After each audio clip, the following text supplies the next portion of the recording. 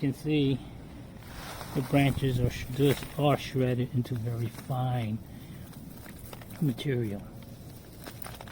So that's not bad for mulch on your garden or placing it in your compost pile.